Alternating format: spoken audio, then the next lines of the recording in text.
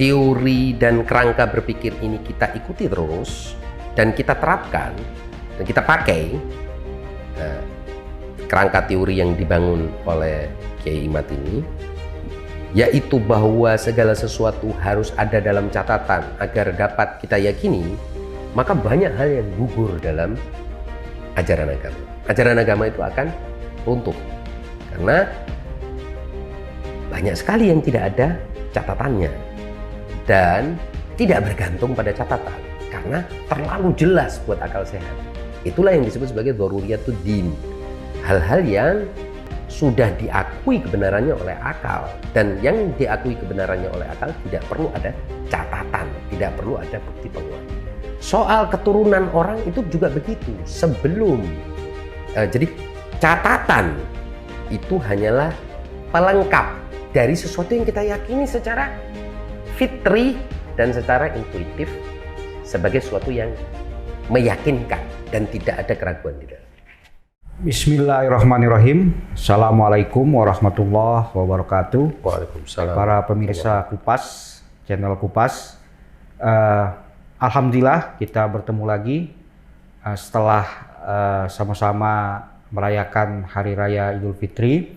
Kami para pengurus channel ini mengucapkan selamat Idul Fitri. Mohon maaf lahir dan batin. Kita akan memulai hari-hari baru ke depan dengan lebih baik insya Allah. Dalam kesempatan pada hari ini, para pemirsa channel Kupas sekalian, saya bersama Ustadz Musa Al-Kazim akan membahas atau ngobrol tentang isu yang sedang viral terkait dengan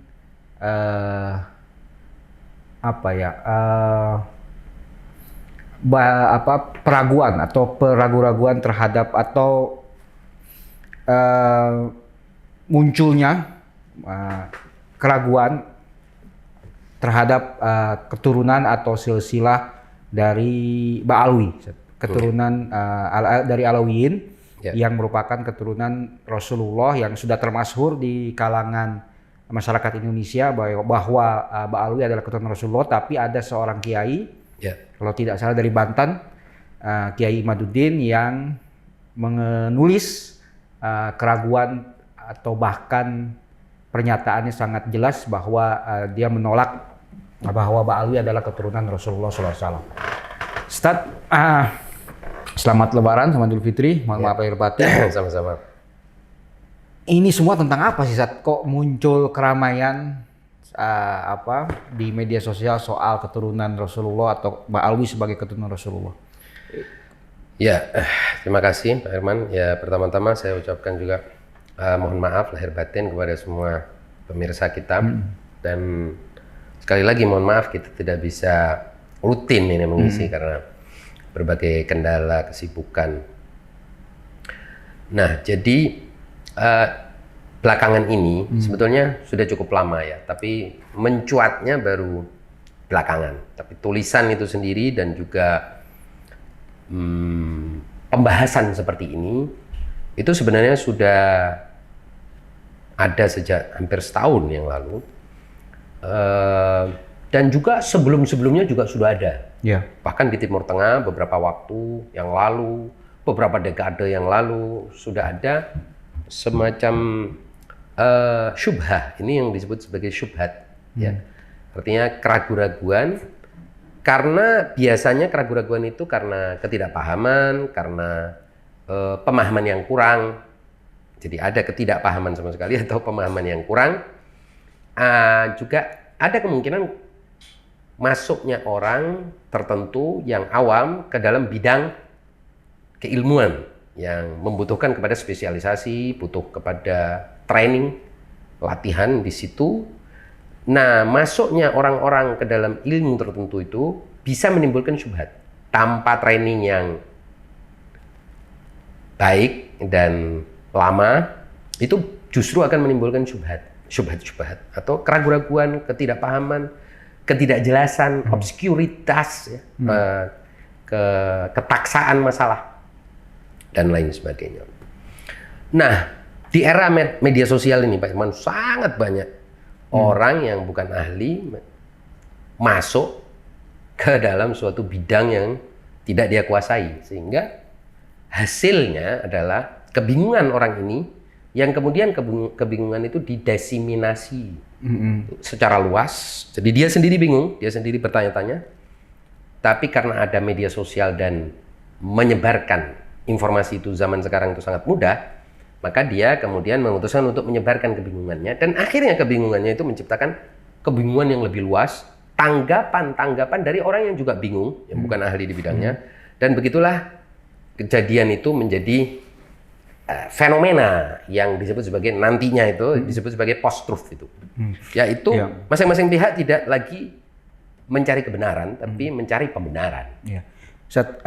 Ilmu nasab atau disiplin genealogi itu kan dalam Islam sudah berkembang lama dan istilahnya sudah sangat punya disiplin tertentu lah, istilahnya punya ahli-ahli tertentu. Tadi antum bilang ini memerlukan training yang lama khusus dan juga ada metodologi. Nah, mari kita masuk sekarang ke argumen dari Kiai Imaduddin. Ya, tapi sebelumnya disclaimer Pak Irman, saya bukan ahli.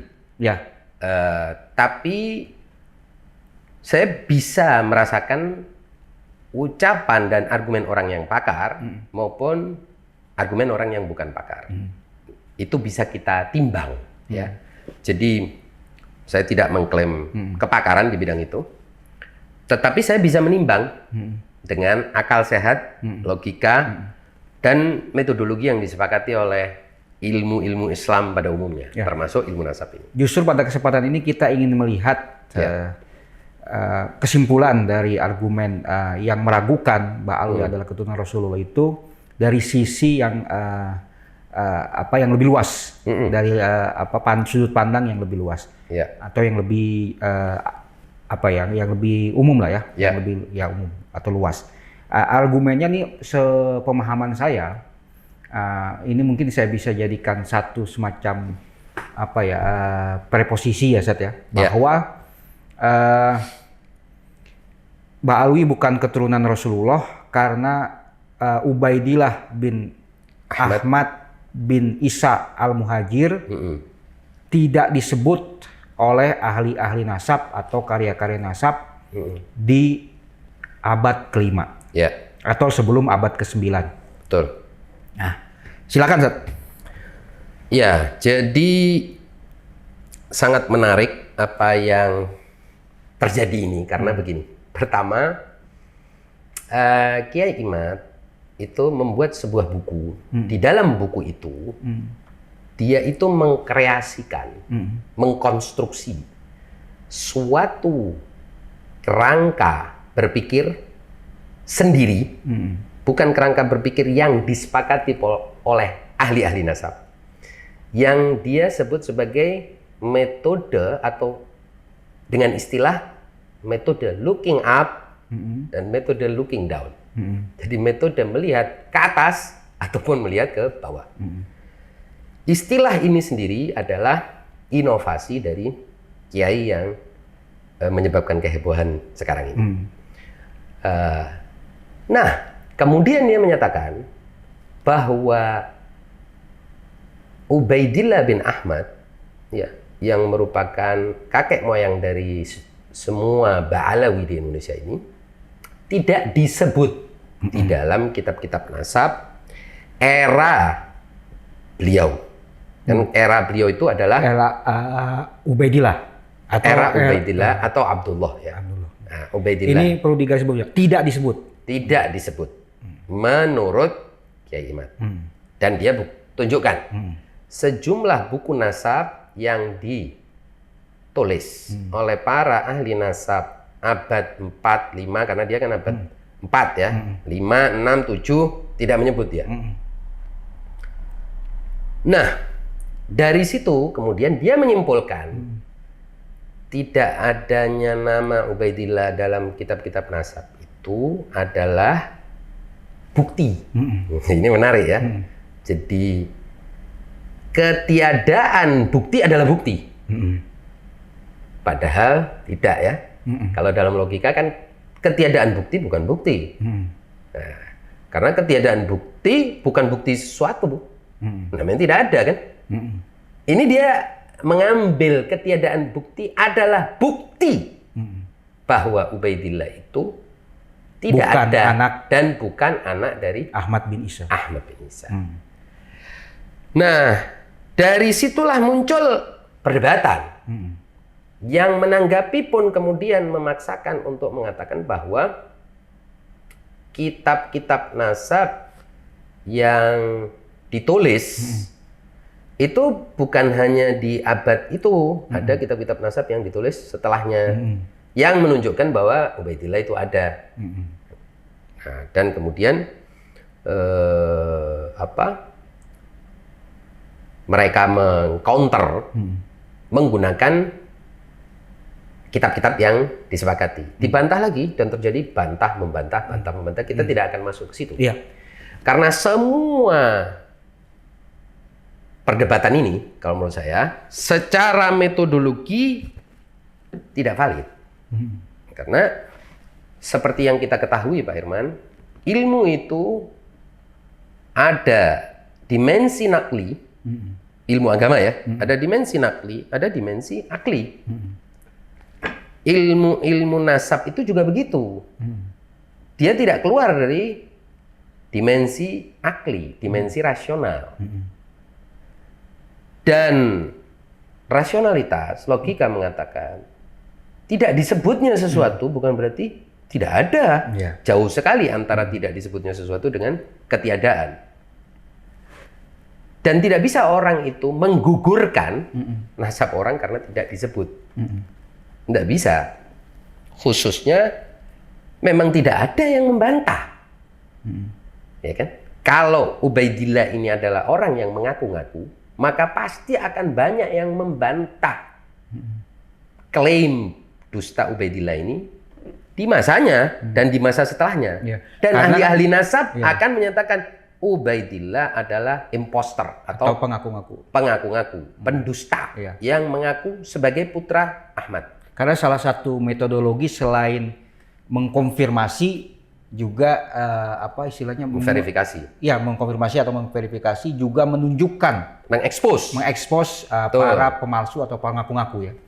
Itu salah satu metodologi dari ilmu nasab. Nah, bahkan ilmu nasab ini sendiri menurut para peneliti berkembang karena banyaknya orang yang mengaku-ngaku sebagai keturunan Nabi. Maka berkembanglah ilmu nasab. Di antara, jadi ilmu nasab ini kalau kita mau bikin dua sisi, dia ada sisi positif, yaitu sisi yang memverifikasi dan membuktikan bahwa si A memang adalah turunan ini, dan ada sisi falsifikasi. Yaitu menolak bahwa si A adalah turunan ini. Dan sepanjang yang antum ketahui, tidak ada buku-buku nasab yang menyatakan bahwa Ubaidillah bin Ahmad bin Isa al-Muhajir adalah impostor. Tidak ada yang mengatakan penolakan Ubaidillah atau Abdullah sebagai putra dari Ahmad. Yang ada dalam mereka tidak menyebut, diam. Itu ada menurut logika interpretasi diamnya atau tidak disebutnya nama ini oleh Kiai Imad atau mereka yang mendukung Kiai Imad sebagai takrir, ini problem. Jadi diam itu bukan berarti menyatakan bahwa ini tidak ada. Oh, diam kok. Jadi tafsir atau takwil diamnya atau tidak disebutnya tidak disebutnya nama Ubaidillah oleh para ahli nasab ini ditafsirkan sebagai ketiadaan.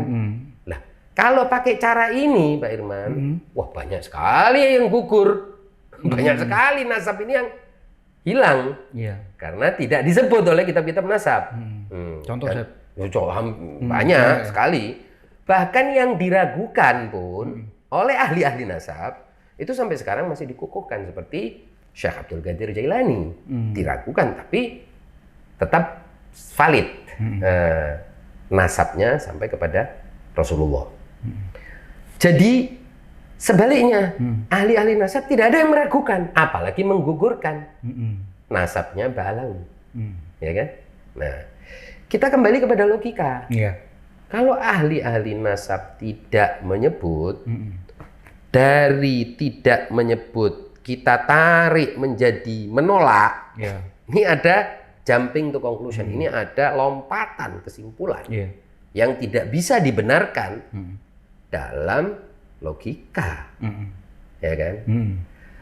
Saya contohkan begini Pak Irwan, kalau ada dua orang menikah, ya, si A sama si B menikah, 300 tahun yang lalu, orang tahu dia menikah dan memiliki anak, ini kejadian 300 tahun yang lalu. Lalu sekarang orang menyatakan bahwa kitab atau surat nikah dari si A dan di si B ini tidak lagi ditemukan. Apakah orang boleh mengatakan bahwa si A dan si B ini telah kumpul kebo dan berzina selama mereka hidup dan akhirnya melahirkan anak turunan anak zina? Kalau boleh sih nggak tahu, tapi kalau bisa kan bisa saja dia orang-orang menuduh. Tidak bisa. Karena tuduhan mereka berzina itu yang harus dikonfirmasi. Menggunakan 4 saksi. Yang melihat di zaman itu bahwa mereka memang tidak pernah menikah. Kesaksian ini sendiri tidak ada. Di zaman itu orang, dan itulah mengapa ada istilah syuhro dan istifadho. Orang di zaman itu tidak ada yang mempersoalkan bahwa mereka ini menikah. Tidak ada yang mempersoalkan bahwa mereka telah menjalin hubungan akad.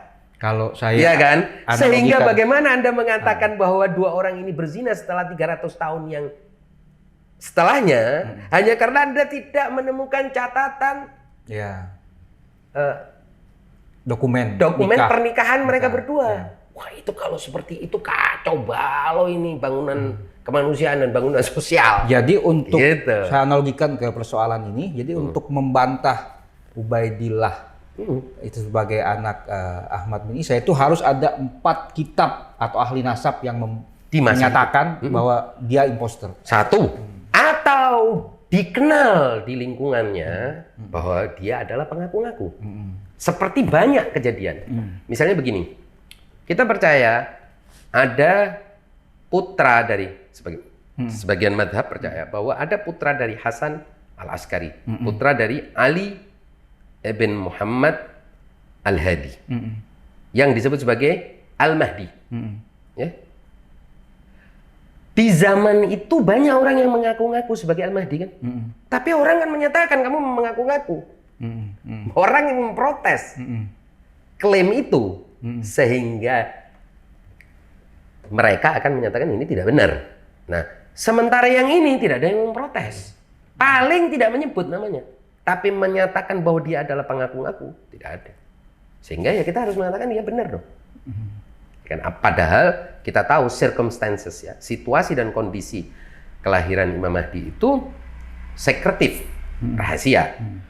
Nah, tapi karena tidak ada yang menolak secara terang-terangan, memang ada ahli nasab yang menolak, ya, ahli sejarah Tabari mengatakan bahwa Imam Hasan al-Askari itu tidak memiliki anak. Jadi maksud saya,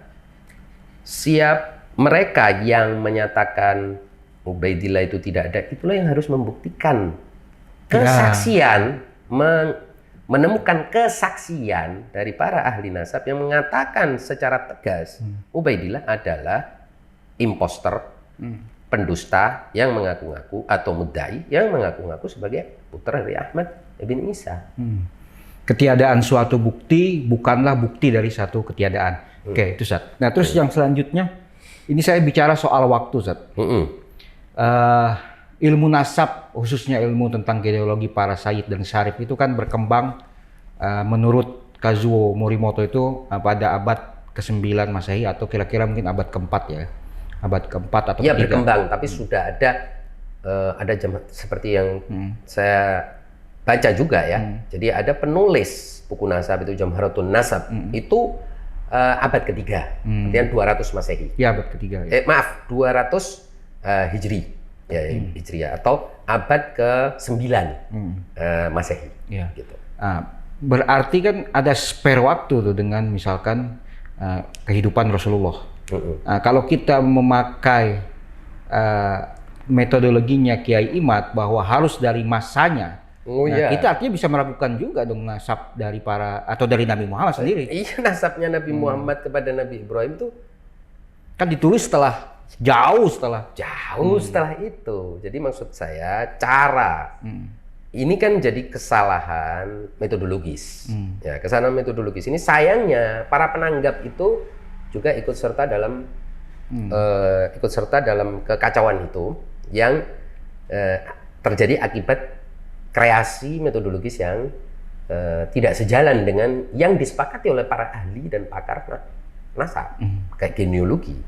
Nah, ini yang perlu kita bongkar dari sininya. Nah, karena ada problem banyak kalau harus semuanya dicatat, Pak Irman. Sekarang misalnya dalam keyakinan Islam dan bahkan ini adalah bagian dari ajaran yang kebenarannya disepakati oleh semua orang Muslim, ulama Islam, bahwa kita ini semua adalah turunan Nabi Adam misalnya. Siapa yang bisa ada catatan nasab sampai Nabi Adam? Ya kan? Bahkan Nabi aja ketika sebagian orang itu mengurut nasab Nabi sampai Nabi Ismail dan Nabi Ibrahim, Nabi itu sampai dikenal dalam sejarah menyatakan kadzaban nasabun. Para ahli nasab itu orang-orang yang menasab-nasabkan saya itu telah berbohong. Makanya kemudian Nabi menyatakan nasabnya itu sampai Adnan saja. Ke atasnya dia tidak sebut. Karena itu kalau mulai orang dibuka, orang harus bisa menyebutkan nasabnya. Mungkin Nabi tahu nasabnya sampai ke Nabi Adam, mungkin tahu. Tapi kalau itu setiap orang harus menunjukkan itu untuk mengaku sebagai manusia anak Adam, wah, berapa miliar orang yang gugur. Makanya juga tadi ada yang paham nggak maksud saya? Berapa banyak orang yang harus menggugurkan karena dia tidak bisa menyebut. Jadi tidak bisa menyebut nama turunan-turunan kita. Bukan berarti kita itu bukan turunan dia dong. Bukan begitu caranya. Itu artinya ada tadi antum silakan dengan begini, syuhro ya. Syuhro, istifadah. Dari realitas sosial ya. Realitas sosial. Oleh sebab itu problem dari ilmu nasab itu kan kemudian dies down ya istilahnya. Ilmu nasab itu kan berkembang pesat, tapi kemudian kan dia reda. Kenapa? Karena sudah makin banyak orang berkumpul satu sama lain, interaksi dan lain sebagainya, nggak perlu lagi. Dan sudah ada negara dalam pengertian catatan sipil. Nah, ketika ada catatan sipil sudah tidak perlu lagi orang mencatat-catat. Karena realitas sosial itu kan punya logikanya, punya jalan berpikirnya. Formasi itu pembentukan realitas sosial itu ada jalan, ada logiknya, ada akal sehat yang harus dipenuhi. Seperti misalnya begini, Pak Irman. Ini contoh aja ya. Contoh kita kalau mau mengimplementasikan realitas sosial. Saya adalah anak Husin, Ustadz Husin. Abu Bakar, ayahnya namanya Abu Bakar. Oke. Bagaimana saya membuktikan saya anaknya beliau? Wah, ya itu cukup saya tahu dari ibu. Saya tahu dari ayah saya sendiri. Ayah sendiri dari ibu gitu kan. Dan dari ibu, dari saudara-saudara, dari paman-paman, dari lingkungan sekitar, dari sahabat-sahabat dia. Oke? Setelah beliau wafat, kalau saya sekarang disuruh membuktikan, Anda harus buktikan bahwa Anda adalah anaknya Husain, misalnya. Kenapa saya kenapa saya harus membuktikan? Apakah ada orang yang mengaku saya sebagai anaknya? Mengaku saya adalah anaknya? Kalau ada orang yang mengakui saya sebagai anaknya, baru saya harus menyatakan kepada dia, kamu kan pendatang baru. Saya lahir di situ dan seterusnya sampai usia saya 47 tahun. Sekarang kamu mengaku saya adalah anaknya. Buktikan bahwa saya ini adalah anakmu. Atau bikinkan istilahnya riwayat bahwa saya ini adalah anak keturunanmu. Nah, oleh sebab itu Pak Irman, ada yang disebut sebagai istishab. Jadi background kronologis dan historis itu terkukuhkan oleh apa? Tiadanya penentangan dalam setiap periode. Nah, itu. Karena tidak adanya sengketa dalam setiap periode. Dan tidak adanya sengketa dalam setiap periode, dalam dari satu periode ke periode lain, dari satu generasi ke generasi, menunjukkan bahwa ini memang benar. Kecuali ada sengketa. Kalau ada sengketa, baru ditetapkan di pengadilan misalnya. Contoh, Anda punya rumah misalnya di daerah Cibinong. Iya. Rumah saya diklaim orang lain. Klaim orang lain. Orang lain itu yang harus membuktikan bahwa itu bukan rumah saya. Karena Anda di situ. Iya, saya sudah okupasi situ. Sudah okupasi di situ. Dia harus menunjukkan suatu narasi yang disebut sebagai riwayat tanah untuk menyatakan bahwa memang dialah pemilik tanah itu. Tanah yang Anda dudukin. Begitu dong. Bukan nuntut saya untuk membuktikan saya punya sertifikat atau akta gitu. Tidak bisa. Yang menggugat itulah yang memiliki dalam istilah logika burden of proof. Dialah yang terbebani oleh suatu beban pembuktian. Karena dia yang menggugat. Dan ketiadaan itu bukan bukti kan tadi? Bukan bukti. Iya. Jadi tidak bisa dia mengatakan, ya kamu bukanlah pemilik rumah karena kamu nggak punya sertifikat. Iya. Karena kamu nggak punya ini. Loh, kamu punya apa?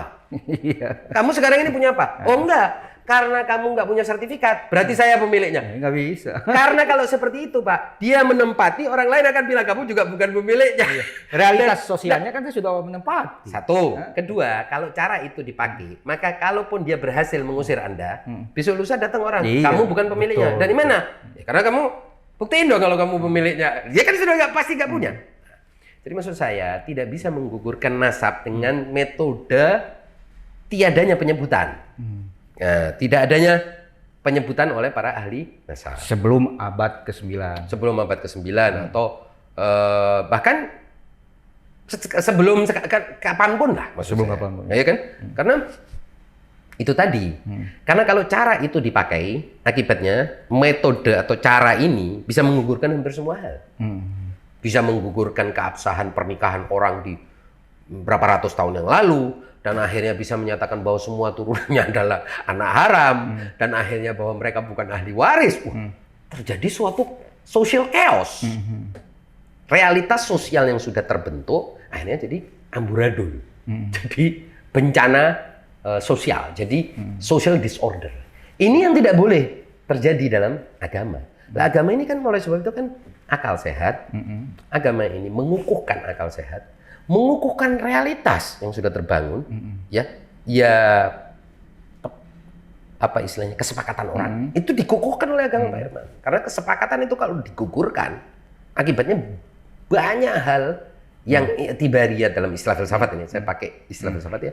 Hal-hal yang berbasis kesepakatan akan gugur karena tidak semua kesepakatan orang itu ditulis. Iya. Ada kesepakatan yang diakui tanpa harus ditulis. Jadi memang kan selalu agama itu di ilmu agama ini selalu disebut naklian dan aklian.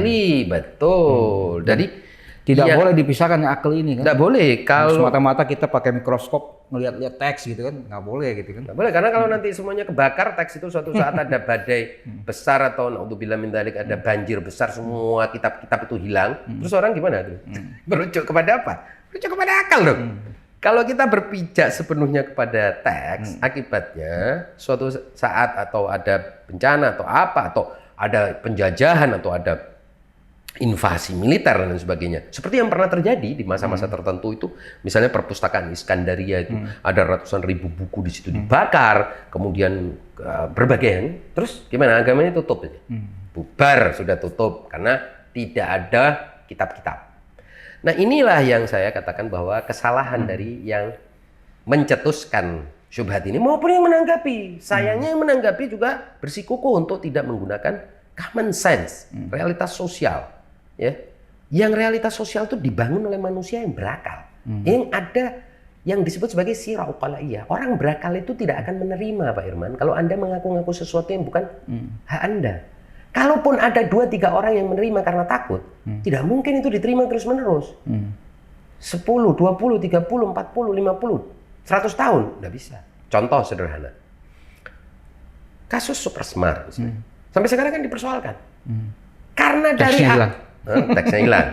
Tapi karena dari awal dipersoalkan. Bukan karena baru dipersoalkan. Nah, ini kejadian baru 60 tahun yang lalu. Kan gitu. Artinya orang itu tidak akan menerima kebohongan. Anda bisa memaksakan orang menerima kebohongan, tapi tidak bisa semua orang. Satu. Yang kedua, tidak bisa selama-lamanya. Nah, inilah yang menjadi persoalan. Nah, sayangnya yang mencetuskan maupun yang menanggapi ini sama-sama terjebak pada meninggalkan akal sehat, meninggalkan realitas sosial, dan meninggalkan standar yang dipakai oleh agama, yaitu kesepakatan, untuk menetapkan sesuatu yang tidak bisa ditetapkan. Sama-sama nggak bisa kembali ke masa lalu kan? Iya.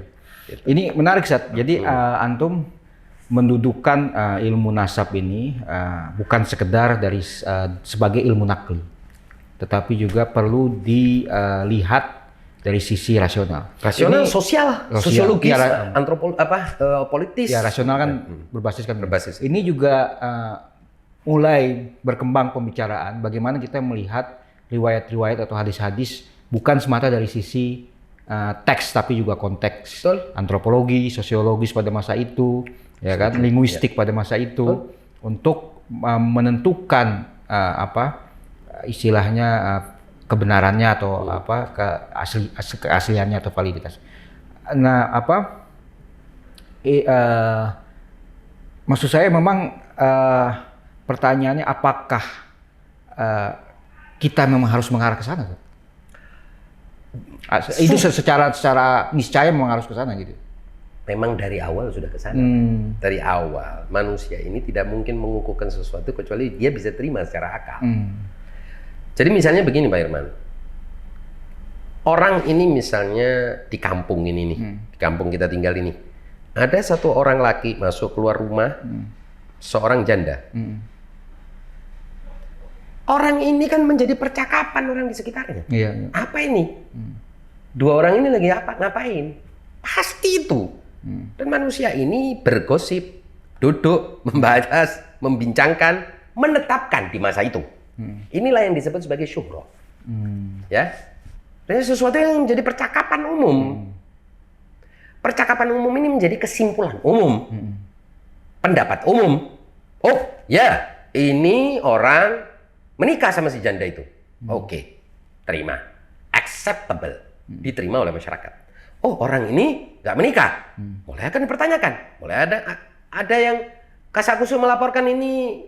Mungkin keluarga janda ini, itu saudaramu, kerabatmu, adikmu, kakakmu, kok main sama si fulan. Maka kakaknya akan mulai menggugat, bertanya, mencegah lelaki itu.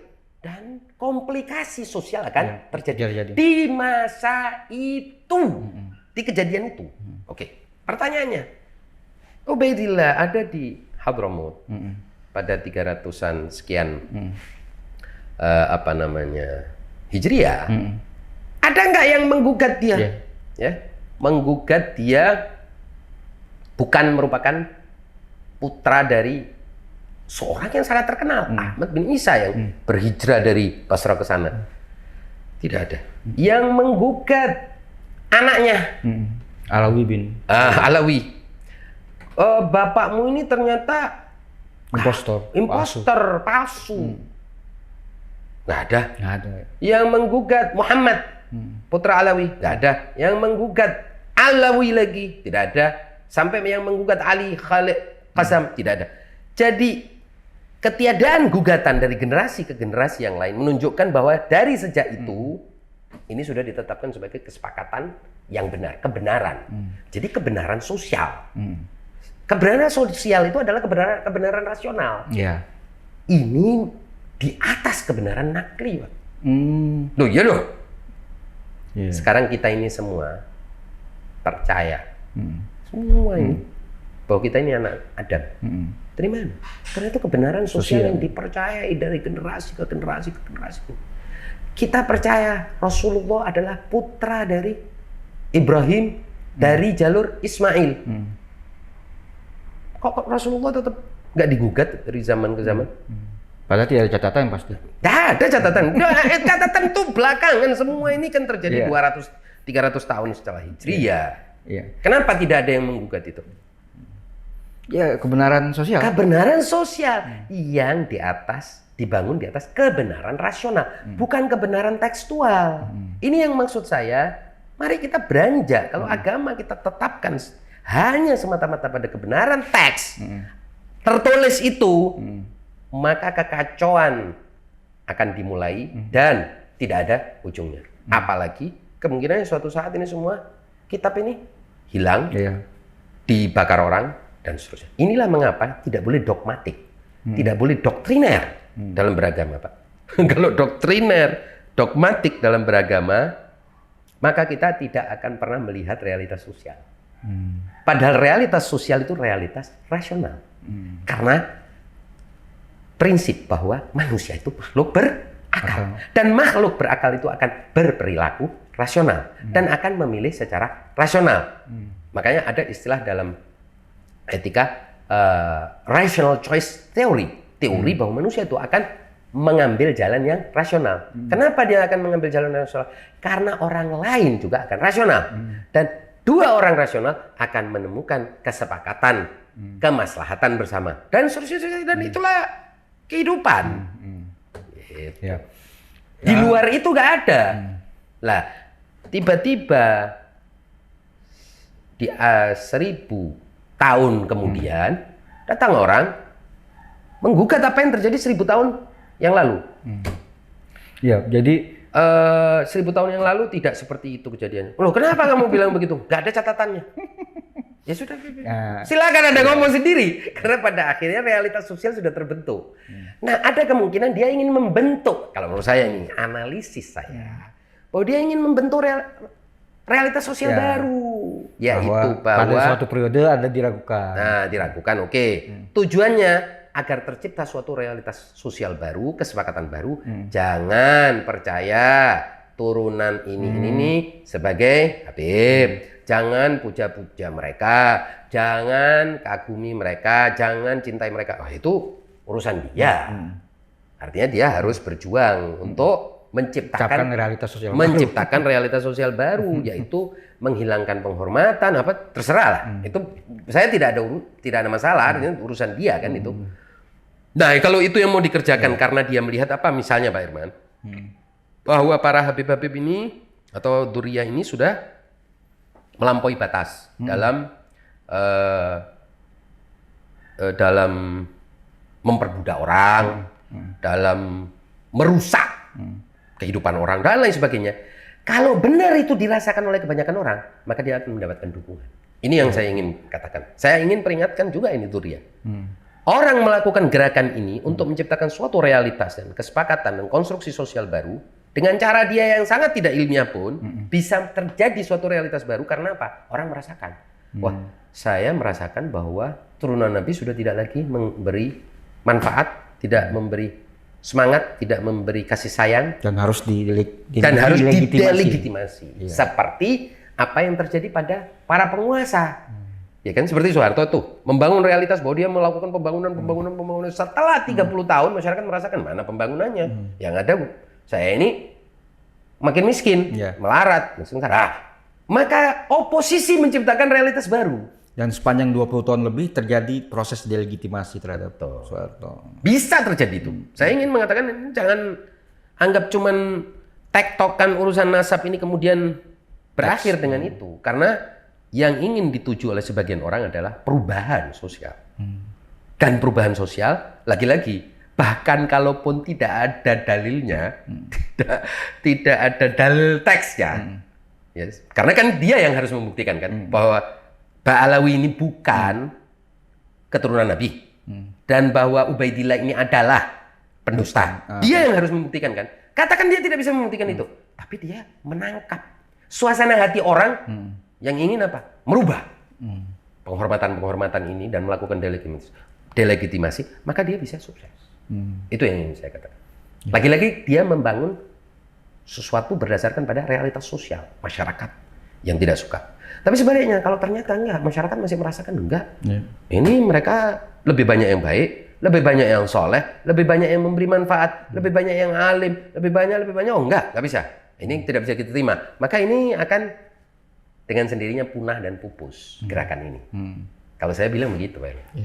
Oke, terima kasih. Ya, tadinya saya ingin menanyakan kesimpulan, tapi kayaknya udah kesimpulan. Oke, terima kasih Ustadz Musa.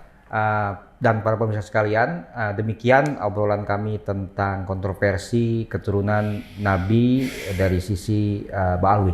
Ya. Kurang lebihnya kami mohon maaf. Billahi taufiq wal hidayah. Wassalamualaikum warahmatullahi wabarakatuh. Waalaikumsalam warahmatullahi wabarakatuh.